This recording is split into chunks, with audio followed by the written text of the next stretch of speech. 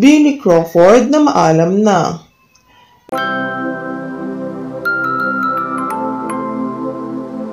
Isa si Billy Crawford sa artist-singer na sumikat sa Europa at Estados Unidos.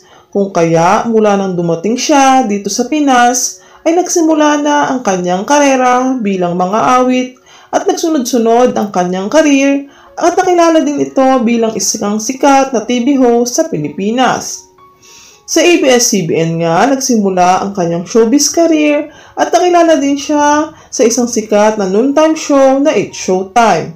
At dito ay mas nakilala pa ang kanyang talento. Hanggang sa nakatrabaho at nakasama niya dito si Colleen Garcia na dating naging parte ng noontime show. Ikinasal sila ni Colleen at dito na nabuo ang kanilang pamilya. Taong 2022 nang nagpasya si Billy na sumakabilang bakod mula nang nawala ang prangkisa ng ABS-CBN. Ito ay para din sa pangangailangan ng kanyang pamilya.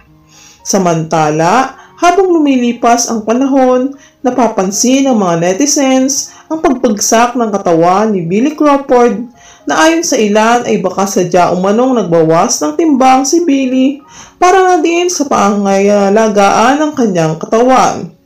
Ngunit ayon sa source may pinagdadaanan na pala ang TV host singer kung kaya gano'n na lamang bumaba ang kanyang timbang.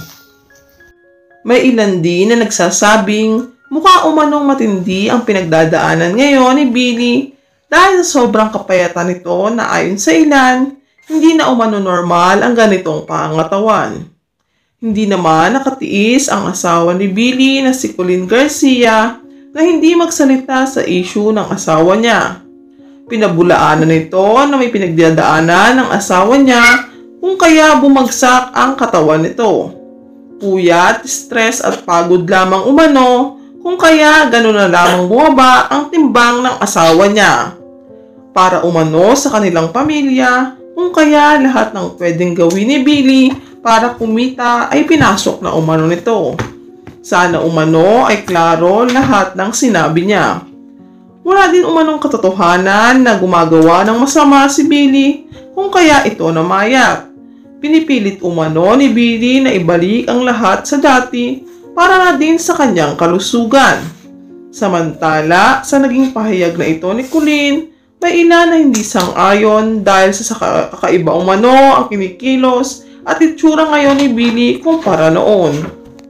Ngunit kung anuman umano ang totoo, ay Diyos na lamang umano ang nakakaalam ng lahat.